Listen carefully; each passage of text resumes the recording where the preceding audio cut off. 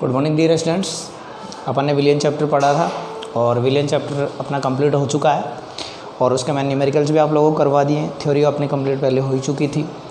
अब अपन second chapter के बाद थर्ड चैप्टर यानी कि आपका इलेक्ट्रोकेमिस्ट्री वैद्युत रसायन जो उस चैप्टर को अपन स्टार्ट कर रहे हैं। चैप्टर का जो फर्स्ट लेक्चर है वो बहुत इंपॉर्टेंट है, तो आप लोग इसको मिस नहीं करें, कोशिश यही कीजिएगा। मैं स्टार्ट कर रहा हूँ वैद्युत रसायन। वैद्युत रसायन इसको बोलते हैं इलेक्ट्रोकेमिस्ट्री।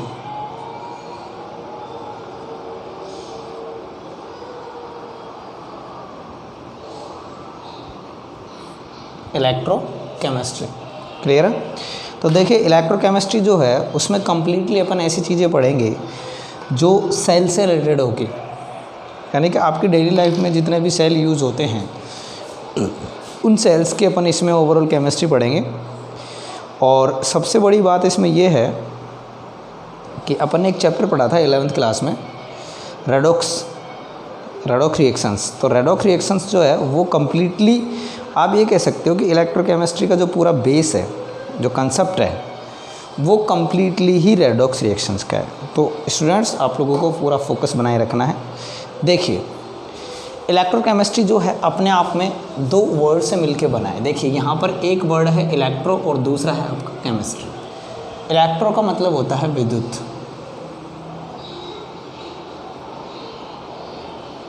ठीक है।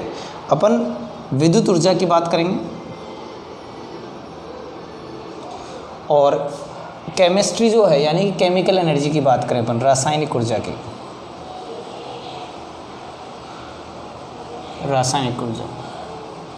यानी कि हम क्या करेंगे इस चैप्टर में हम कुछ इस तरह से डीलिंग करेंगे कि जो इलेक्ट्रिकल एनर्जी यानी कि जो विद्युत ऊर्जा है उसको हम रासायनिक ऊर्जा में और रासायनिक ऊर्जा को विद्युत ऊर्जा में इंटर कन्वर्ट करेंगे, या इसके इंटर कन्वर्जन से, इसके अंतर परिवर्तन से क्या क्या उपयोग हो सकते हैं और इन अंतर परिवर्तनों को किस तरह किया जा सकता है, क्या क्या इसमें युक्तियाँ काम आती है, क्या क्या इसके अपने डेली लाइफ में या इंडस्ट्रियल लाइफ में अपनी क्या है इसका एप्लीकेशन है, और कौन कौन से लॉज जो है वो इसमें आए हैं, ठीक है।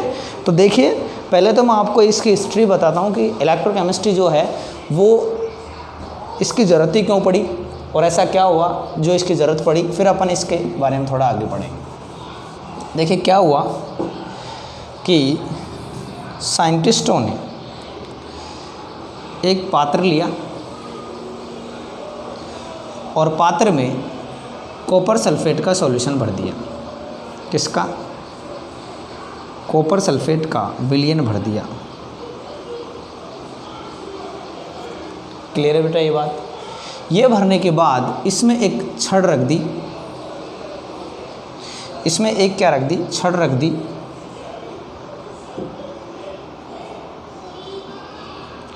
इसमें एक छड़ रखी,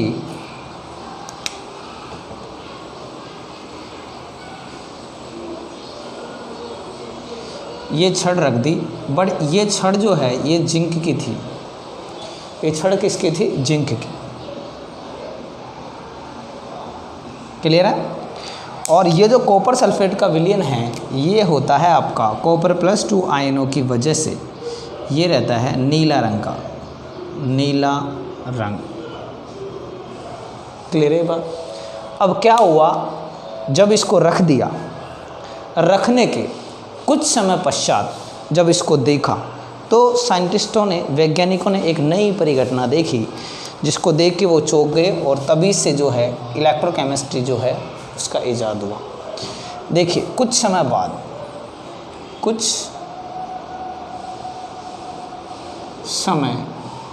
बाद देखिए ये जो कंटेनर था इसमें ये जो विलयन था, इस विलयन का रंग नीला जो रंग था वो आप ये कह सकते हो कि भद्दा पड़ गया,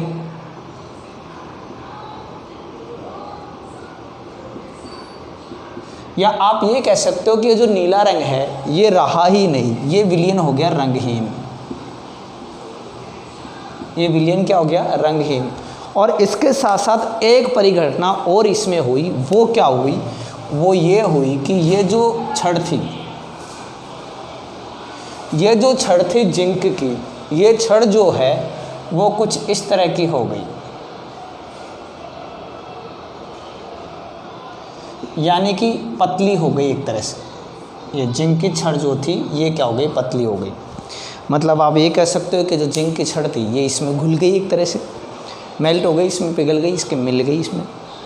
तो ये जो परिघटना है, इस परिघटना से जो है इलेक्ट्रोकेमिस्ट्री जो है, विद्युत रसायन जो है, उसका थोड़ा सा इजाद हुआ। ठीक है, तो ये परिघटना मैंने आप लोगों को बता दी, और इस परिघटना को ध्यान में रखते हुए विद्युत रसायन जो है वो आगे बढ़ी। तो विद्युत रसायन क्या हुआ उसमें आगे मैं आपको बताता हूँ, देख लीजिए, बने रहिए, क्योंकि पहला जो वीडियो होता है वो इम्पोर्टेंट होता है क्लास का। यदि अपन को पहला ही समझ में नहीं है तो दूसरे की तो अपन उम्मीद कर ही नहीं सकते। तो मैं आपको इससे रिलेटेड कुछ टर्म्स है वो बता देता हूँ, तो आपके माइंड में रहे। सबसे पहले जो है हम पढ़ेंगे कि विद्युत रसायन जो है उसकी परिभाषा क्या होती है। तो उसकी परिभाषा होती है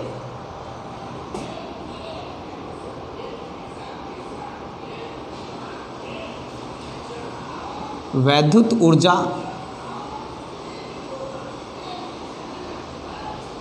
व रासायनिक ऊर्जा,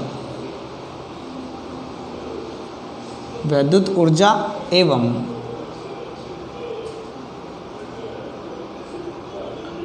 रासायनिक ऊर्जा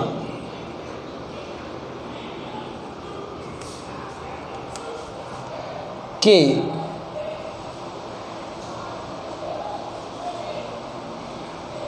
परस्पर संबंध का अध्ययन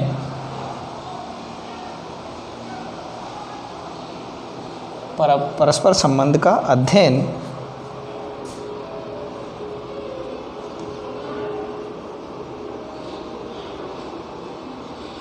रसायन विज्ञान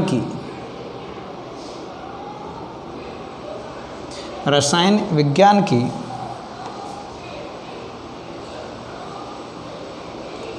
जिस शाखा में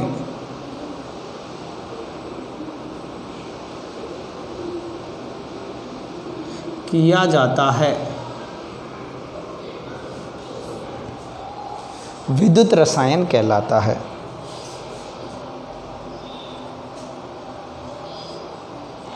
वैद्युत रसायन कहलाती है। समझ गए होंगे स्टूडेंट्स आप मेरे हिसाब से। मैंने आपको पहले बताया इंटर कन्वर्जन, अंतर परिवर्तन या उनमें संबंध, विद्युत ऊर्जा और रासायनिक ऊर्जा दोनों में जो संबंध होता है उसका जब हम अध्ययन करेंगे तो उसे हम क्या कहेंगे, वैद्युत रसायन। वैद्युत ऊर्जा एवं रासायनिक ऊर्जा के परस्पर संबंध का अध्ययन रसायन विज्ञान की जिस शाखा में किया जाता है वो क्या कहलाती है, वैद्युत रसायन कहलाती है। कोई दिक्कत इसमें? चलो नहीं है तो हम आगे बढ़ते हैं। देखिए आगे और क्या है। सबसे पहले हम बात करते हैं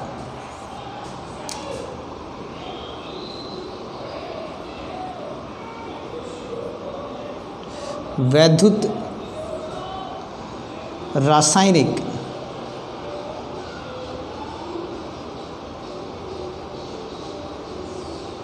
सेल या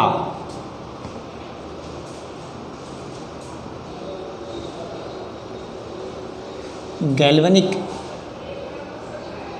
सेल या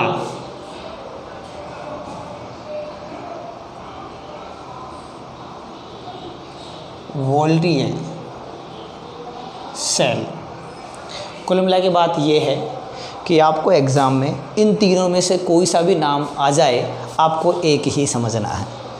वैद्युत रासायनिक सेल नाम आ जाए, गैल्वेनिक सेल नाम आ जाए या वोल्टेज सेल नाम आ जाए, अपन को क्या मानना है, उसको एक ही मानना, अलग अलग मत मान लेना, अदरवाइज गलत हो जाएगा। क्लियर है? अब ये होता क्या है इसके बारे में समझ लेते हैं। देखिए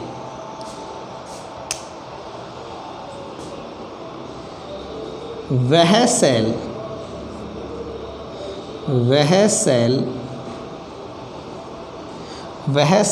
जो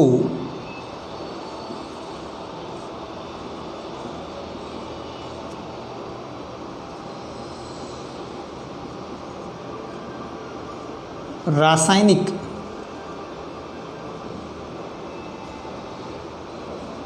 ऊर्जा को, वह सेल जो रासायनिक ऊर्जा को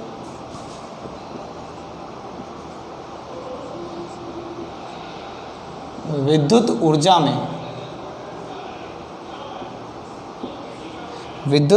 में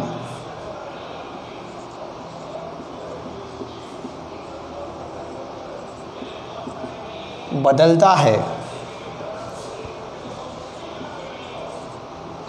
इसे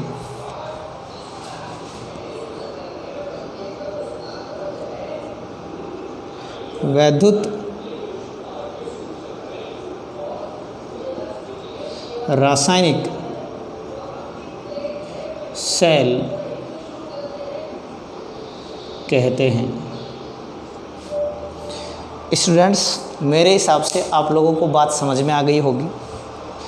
इस पूरे चैप्टर में मैंने आपको बताया हम दो ही तरह की चीज़ें जो है वो स्टडी करेंगे। पहली बात कि विद्युत ऊर्जा को हम रासायनिक ऊर्जा में बदलने की कोशिश करेंगे, या बदलने के जो कंडीशंस है वो पढ़ेंगे, या बदलने की जो युक्तियाँ हैं वो पढ़ेंगे, या फिर रासायनिक ऊर्जा को विद्युत ऊर्जा में जो है उसको हम बदलेंगे और उस चीज़ को हम पढ़ेंगे। तो मैंने सबसे पहले आपको बताया वैद्युत रासायनिक सेल, गैल्वेनिक सेल या वोल्टेज सेल, मतलब ऐसा सेल जो क्या करेगा, रासायनिक ऊर्जा को विद्युत ऊर्जा में क्या कर देगा, बदल देगा। जैसे कोई केमिकल हमने लिया, उसने रासायनिक अभिक्रिया की और हमको विद्युत ऊर्जा दे दी जो हमने हमारी डेली लाइफ में उपयोग में ले ली, तो उस सेल को हम क्या कहेंगे, वैद्युत रासायनिक सेल या गैल्वेनिक सेल या वोल्टेज सेल। क्लियर है ये चीज़?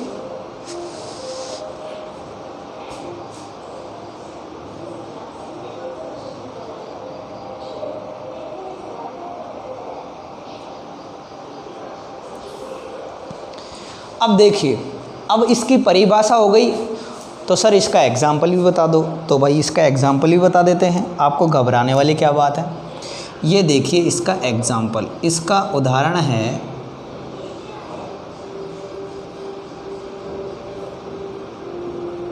Daniel cell. इसका उदाहरण क्या है, डैनियल सेल, जो क्या करता है, रासायनिक ऊर्जा को कैसे बदल देता है, विद्युत ऊर्जा में बदल देता है। क्लियर है? अब देखिए एक सेल और पढ़ते हैं, विद्युत अपघटनी सेल।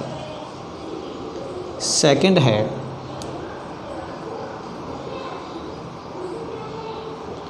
विद्युत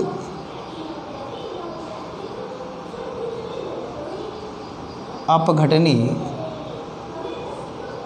सेल। क्लियर है?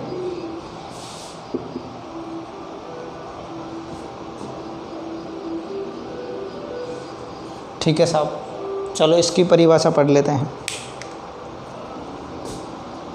देखिए अब इसने क्या किया है कि रासायनिक ऊर्जा को विद्युत ऊर्जा में बदला है, और हम क्या पढ़ रहे हैं, या तो विद्युत ऊर्जा को रासायनिक ऊर्जा में या रासायनिक ऊर्जा को विद्युत ऊर्जा में। मतलब इस सेल ने, पहले प्रकार के सेल ने रासायनिक ऊर्जा को विद्युत ऊर्जा में बदल दिया, तब दूसरा जो सेल है वो क्या हुआ, वो हुआ विद्युत ऊर्जा को कैसे बदल देगा, रासायनिक ऊर्जा में। बस हो गया क्लियर, रटने वाली कोई बात नहीं। देख लीजिए इसकी परिभाषा लिख देते हैं।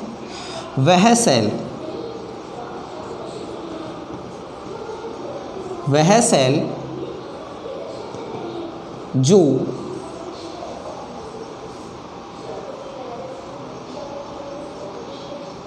विद्युत ऊर्जा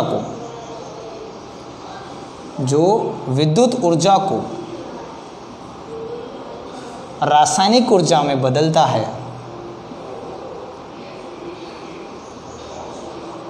रासायनिक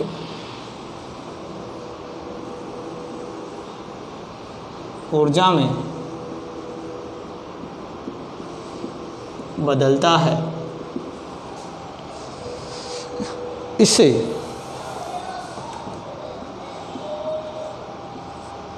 क्या बोलेंगे? वैद्युत अपघटनी सेल। क्या बोलेंगे? वैद्युत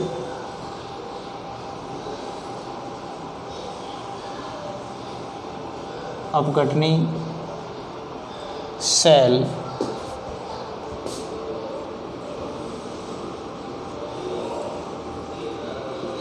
कहते हैं। मतलब देखो स्टूडेंट्स, ये सेल तो ऐसा सेल है जो क्या करेगा, हमने उसमें केमिकल डाल दिए, अब वो रिएक्शन करेगा, रेडॉक्स अभिक्रिया करेगा और हमको विद्युत ऊर्जा दे देगा। क्लियर है बात? लेकिन इस सेल का काम ये होगा कि हमारे पास विद्युत ऊर्जा है, लेकिन हमको उस विद्युत ऊर्जा को संभाल के रखना है। अब संभाल के कैसे रख सकते हैं? उसको रासायनिक ऊर्जा में बदल के। तो रासायनिक ऊर्जा में कौन बदलते हैं? विद्युत अपघटनी सेल। तो सर इसका एग्जाम्पल भी बता देते हैं। इसका एग्जाम्पल है,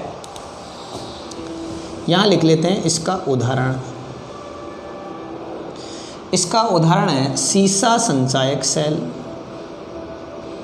सीसा संचायक सेल। अब सीसा संचायक सेल आपको याद नहीं आ रहा हो ना, तो मैं आपको बता देता हूँ क्या है ये। आपने अपने व्हीकल्स जो होते हैं, चाहे टू व्हीलर हो चाहे फोर व्हीलर हो, उसमें एक बैटरी देखी होगी। वो बैटरी यही काम करती है, विद्युत ऊर्जा को। जैसे आपके घरों में इन्वर्टर होता है, इन्वर्टर के साथ में बैटरी आती है। क्लियर है चीज़? तो इन्वर्टर क्या करता है, जब तक लाइट आई रहती है तब तक उस बिजली को स्टोर करता रहता है। उस विद्युत ऊर्जा को किस में बदलता रहता है? रासायनिक ऊर्जा में। जैसे ही लाइट गई तो इन्वर्टर जो है ऑटो होता है, वो अपने आप ही आपको क्या देता रहता है? विद्युत ऊर्जा देता रहता है। अब लाइट गई हुई है, विद्युत धारा की सप्लाई बंद हो गई मेन मीटर से, लेकिन फिर भी आपको आपके घर में विद्युत मिल रही है, तो वो कौन दे रहा है? वो दे रहा है विद्युत अपघटनी सेल। उसने क्या किया, वो जो विद्युत ऊर्जा थी उसको रासायनिक ऊर्जा में बदल रखा था, और अब वो आपको किस रूप में दे रहा है? विद्युत ऊर्जा के रूप में वापस दे रहा है। तो सीसा संचायक सेल जो होता है वो दोनों का उदाहरण है। वो वैद्युत रासायनिक सेल का भी है और वैद्युत अपघटनी का भी है। वैद्युत अपघटनी का कब है? जब वो विद्युत ऊर्जा को क्या कर रहा है? स्टोर कर रहा है, रासायनिक ऊर्जा में परिवर्तित करके अपने पास संचित कर रहा है। और इसका काम कब करेगा? जब आपके घर में बिजली चली जाएगी तो वो क्या करेगा? रासायनिक ऊर्जा को किस में बदल देगा? विद्युत ऊर्जा में बदल देगा। तो स्टूडेंट्स, मेरे हिसाब से ये चीज़ आपको अच्छे से समझ में आ गई। फटाफट इसका स्क्रीनशॉट ले लीजिए।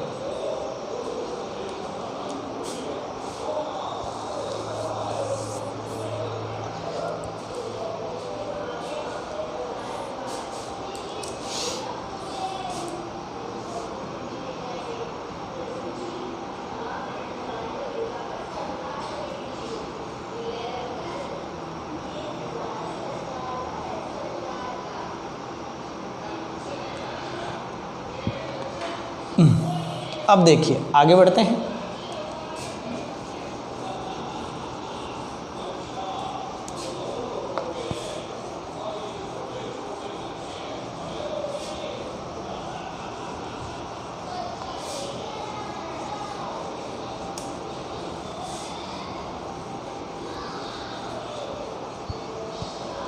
हम बात करते हैं इलेक्ट्रोड की। हम बात करते हैं इलेक्ट्रोड के।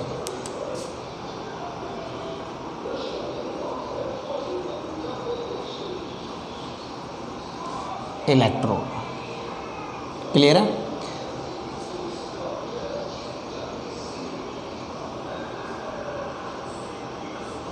इलेक्ट्रोड, अब देखिए, वैसे तो इलेक्ट्रोड कई तरह के होते हैं, ठीक है।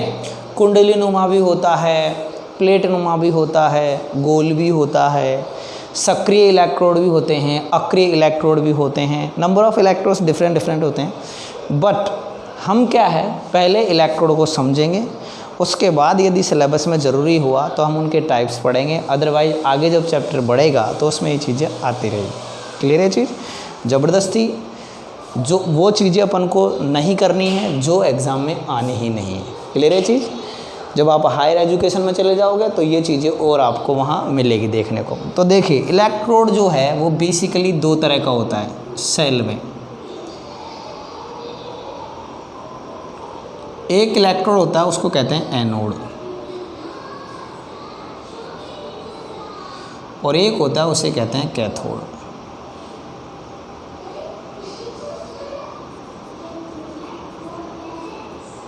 ये हो गया आपका एनोड और ये हो गया आपका कैथोड। क्लियर है? कोई दिक्कत इसमें? अब देखिए एनोड जो होता है वो कहाँ रहता है। अब देखो मैं ये जो इलेक्ट्रोड बता रहा हूँ आपको, ये एक तो आप लोगों को ध्यान में रखना है कि मैं बात कर रहा हूँ ओनली डैनियल सेल की। किसकी बात कर रहा हूँ? डैनियल सेल की, क्योंकि हम इसके बाद जस्ट डैनियल सेल को पढ़ेंगे। क्लियर है चीज़? तो देखिए मैं डैनियल सेल के रेफरेंस में बताऊँ तो एनोड जो होता है, एनोड होगा आपका LOAN।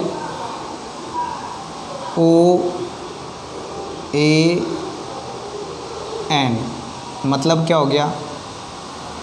मतलब हो गया भाई लोन। अब लोन लेना पड़ेगा, उसका कारण है लॉकडाउन चल रहा है, इनकम हो गई बंद, तो अब बैंक से लोन लेंगे, क्या करें, खर्चा वर्चा तो चलाना पड़ेगा, तो उसके लिए क्या करना पड़ेगा? लोन लेना पड़ेगा। तो लोन लेना पड़ेगा तो क्या हो गया? लोन से हमारा एनोड जो है वो पूरा हो जाएगा। लोन से ये हो जाएगा साहब, एल से हो जाएगा लेफ़्ट, एल से क्या हो जाएगा? लेफ़्ट। उसके बाद हम ओ की बात करें तो ओ से होता है ऑक्सीडेशन।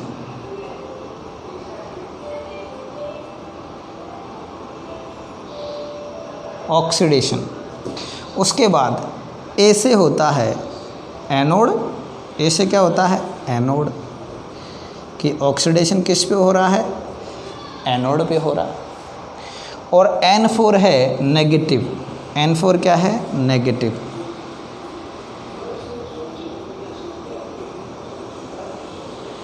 आगे की बात समझ में? कोई दिक्कत? आपको एनोड को ऐसे याद करना है, लेफ़्ट ऑक्सीडेशन एनोड नेगेटिव, यानी कि सेल के लेफ़्ट साइड में जो इलेक्ट्रोड होगा वो रहेगा एनोड, और एनोड पे क्या होगा? ऑक्सीडेशन, A4 एनोड, और ऑक्सीडेशन जहाँ होगा वहाँ क्या है? नेगेटिव। उसको कौन सा सिंबल बनाएंगे? नेगेटिव। अब देखिए ये याद कर लिया तो इसको भी कर लेते हैं, ये याद कर लिया तो इसको भी कर लेते हैं। इसको कैसे करेंगे? इसको करेंगे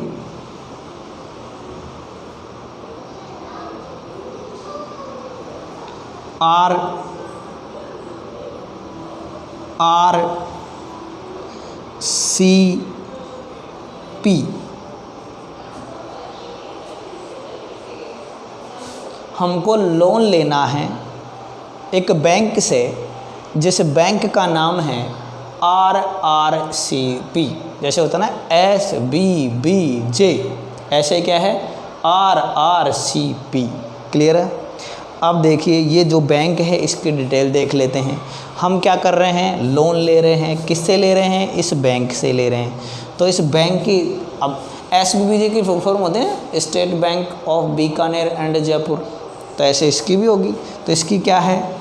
R से हो गया आपका राइट।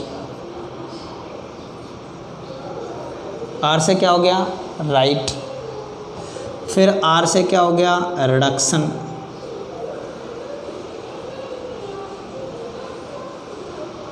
फिर C से क्या हो गया? कैथोड। फिर P से क्या हो गया? पॉजिटिव। इसका मतलब क्या हुआ?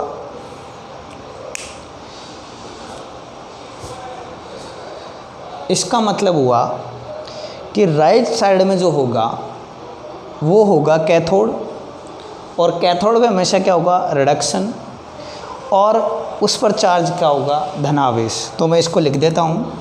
ये हो गया आपका बायां, यानी बाईं तरफ। ऑक्सीडेशन हो गया मतलब ऑक्सीकरण।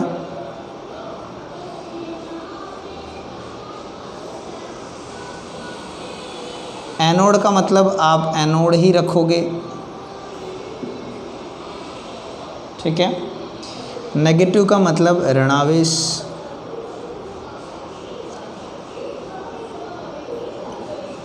क्लियर है। यहाँ राइट का मतलब दायां, रिडक्शन का मतलब अप चेन, कैथोड का मतलब कैथोड ही है। राम हिंदी में भी राम ही होता है और इंग्लिश में भी राम ही होता है, तो ये राम है यहाँ का, ठीक है।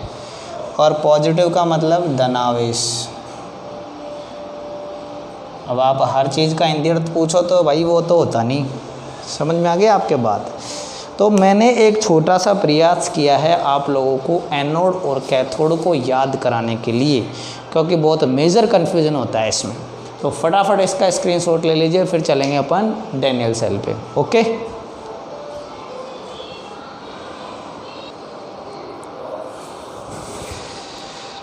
तो डियर स्टूडेंट्स, आप लोगों ने इसको लिख लिया, स्क्रीनशॉट ले लिया, तो मैं आगे बढ़ाता हूँ मैटर का थोड़ा बहुत। आपको डैनियल सेल के बारे में कुछ चीज़ें आज बता देता हूँ, बाकी आपको कल बता दूँगा। जितनी समझ में आए आज समझ लेना, ठीक है भाई।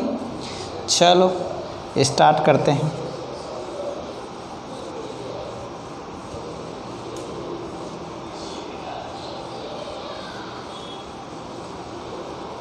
देखिए, हमने यहाँ पर डैनियल सेल की बात कर रहा हूँ मैं। हमने यहाँ पर एक पात्र लिया, इस पात्र में एक छड़ रखी और ये छड़ हमने रख दी जिंक की। किसकी रख दी? जिंक की। और इसमें भरा हुआ है जिंक सल्फेट का विलयन, ZnSO4 का विलयन। कोई दिक्कत स्टूडेंट इसमें? चलो खुशी की बात है, नहीं है तो बहुत अच्छी बात है। अब देखिए, एक और पात्र लेते हैं। ये जो पात्र हमने लिया, इस पात्र में हमने एक छड़ रखी, लेकिन इस बार जो छड़ आपने रखी वो थोड़ी डिफरेंट है। और डिफरेंट इसलिए है क्योंकि ये कॉपर की है। क्योंकि ये किसकी है? कॉपर की है। और कॉपर की जो छड़ ली उसको हमने रखा कॉपर सल्फेट के विलयन में। विलयन किसका है? कॉपर सल्फेट का विलयन।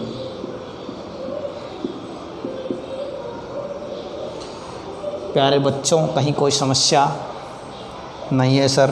चलो बहुत खुशी की बात है, नहीं है तो आगे बढ़ाते हैं मैटर को।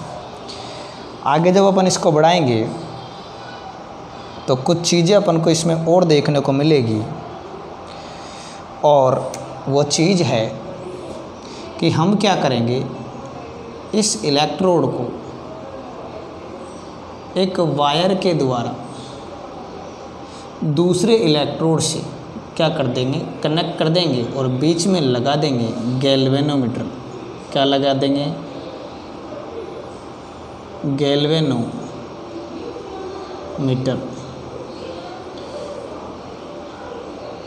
इसमें कोई समस्या आप लोगों को नहीं है मार्ट साहब? कोई दिक्कत नहीं है? यहाँ तक कोई समस्या नहीं है? चलो अच्छी बात है। अब देखिए, हम जानते हैं फिजिक्स में अपन ने पढ़ा है कि किसी भी परिपथ में विद्युत धारा तब तक ही बह सकती है जब परिपथ पूर्ण हो। अब आप खुद देखो, यहाँ परिपथ पूर्ण है क्या? यहाँ से स्टार्ट हुआ, यहाँ आया, यहाँ आया, यहाँ आया, यहाँ ख़त्म, मतलब परिपथ पूर्ण नहीं है। अब परिपथ पूर्ण नहीं है तो क्या करेंगे? परिपथ पूर्ण करेंगे। तो परिपथ पूर्ण करने के लिए हमने क्या किया, इन दोनों पात्रों पर एक यू आकार की कांच की नली को उल्टी रख दिया। कि सर उल्टी क्यों? क्योंकि सुल्टी रखोगे तो ऊपर हो जाएगी भाई, ये आगे बात समझ में, इसलिए उल्टी रखनी है। इसमें हमने एक विलयन भरा और ये विलयन है KCl का। और KCl क्या है? एक लवण। KCl क्या है? लवण है। अब देखो, एक पॉइंट ये पात्र हो गया और दूसरा पॉइंट ये पात्र हो गया। जब कोई दो पॉइंटों को कोई चीज़ जोड़े तो उस जोड़ने वाली जगह को हम, जैसे नदी है, नदी का एक किनारा और दूसरा किनारा, दोनों को जब जोड़ेगा पुल, तो उसको पुल बोलते हैं या सेतु बोलते हैं। तो यहाँ पर कौन, ये कांच की नली क्या कर रही है? इसको जोड़ने का काम कर रही है। और इसमें क्या है? लवण है और जोड़ने का काम कर रही है, तो क्या होगा? सेतु। तो ये हो गया आपका लवण सेतु। ये क्या हो गया आपका? लवण सेतु। और इस लवण सेतु में यहाँ पर अगर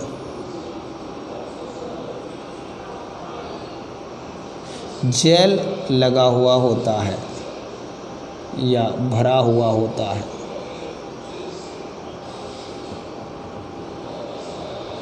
यहाँ पर भी सेम कंडीशन यही है। आगे के बेटा बात समझ में। अब देखो, जिंक जो है इसमें काम करता है एनोड का। किसका काम करता है? एनोड का। अब एनोड क्या बताया मैंने? नेगेटिव। इसमें एनोड क्या बताया मैंने? नेगेटिव। लोन से याद करना। ये क्या है? कैथोड। ये क्या है आपका? कैथोड। तो कैथोड यहाँ क्या रहेगा? पॉजिटिव। क्लियर है? कोई दिक्कत, समस्या है क्या? समस्या हो तो देख लो इसमें। तो मैं आप लोगों को बता रहा था कि इसमें एक पात्र लिया जिसमें जिंक की छड़ डाली, किसमें? ZnSO4 के विलीन में। दूसरा पात्र लिया जिसमें कॉपर की छड़, कॉपर सल्फेट के विलीन में। जिंक की छड़ काम कर रही है एनोड का, कॉपर की काम कर रही है कैथोड का। दोनों पात्रों को जोड़ दिया तो परिपथ कंप्लीट हो गया, विलीन जुड़ गए दोनों। जिसने जोड़ा उसको क्या बोला? लवण सेतु। लवण सेतु क्या है? एक कांच की नली है यू आकार के, जिसको हमने उल्टा रख दिया और उसमें KCl भर दिया, लवण भर दिया, और बीच में क्या लगा दिया? गैल्वेनोमीटर, और दोनों तारों को जोड़ दिया। किससे?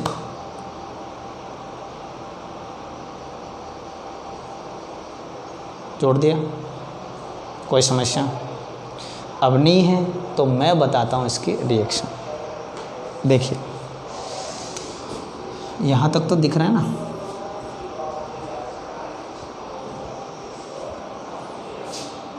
चलेगा। देखिए, सबसे पहले Zn जो है उस पर क्या होगा? ऑक्सीडेशन। लॉ ने पढ़ा है अपन ने। तो Zn जो है यानी एनोड पर, एनोड अर्ध अभिक्रिया,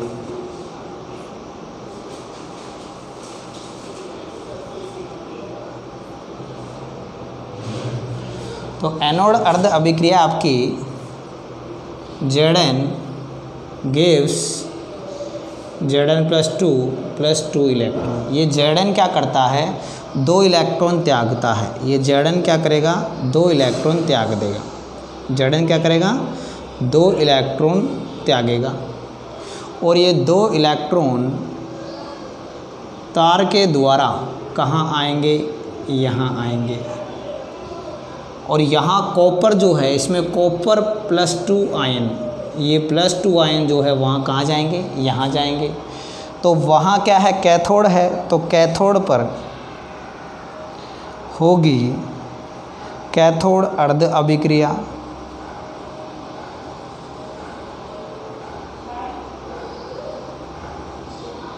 यानी Cu+2 इलेक्ट्रॉन गिव्स Cu। अब जिंक यहाँ क्या है? ठोस है। लेकिन जैसे इसने Zn+2 आयन दिए, ये क्या हो गया? एक्वस यानी जलीय। यहाँ पर कॉपर +2 क्या है? एक्वस है। लेकिन ये यहाँ जाके अवक्षेपित होंगे तो क्या हो जाएगा? सॉलिड। अब देखिए, अब है संपूर्ण सेल अभिक्रिया। क्या हो जाएगी?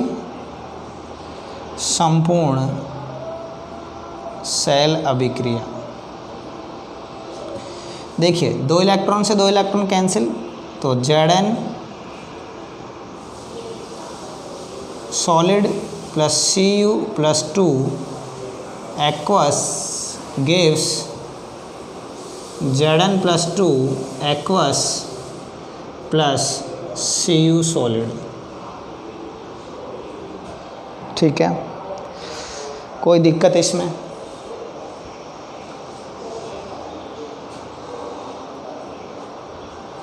अब देखिए यहाँ पर इलेक्ट्रॉन निकल रहे हैं, तो ये हो गई आपकी क्या, ऑक्सीकरण। ऑक्सीकरण अर्ध अभिक्रिया। यहाँ पर इलेक्ट्रॉन जुड़ रहे हैं तो क्या हो गई, अपचयन।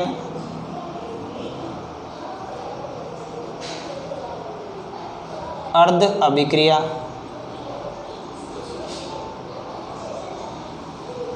और ये क्या हो गई आपकी, रेडॉक्स। ये क्या हो गई आपकी, रेडॉक्स रिएक्शन। आगे के स्टूडेंट समझ में कोई दिक्कत? अब देखिए, दो इलेक्ट्रॉन इधर से इधर जा रहे हैं, तो विद्युत धारा किधर से किधर जाएगी, इधर से इधर, क्योंकि इलेक्ट्रॉनों के विपरीत क्या होता है, विद्युत धारा का गमन होता है। तो विद्युत का प्रवाह, विद्युत का प्रवाह। ठीक है स्टूडेंट्स, आज इतना ही पढ़ाएंगे। आप लोग नोट्स बनाएं, चैनल को शेयर करें, सब्सक्राइब करें। लाइक तो आपको करना ही है क्योंकि आपको समझ में आ रहा है। फिर भी कहीं दिक्कत है तो आप अच्छा बुरा जो भी कमेंट है आप कमेंट बॉक्स में ज़रूर लिखें। जब तक आप बताओगे नहीं तब तक हमको पता नहीं चलेगा, और पता नहीं चलेगा तो इम्प्रूवमेंट कैसे होगा।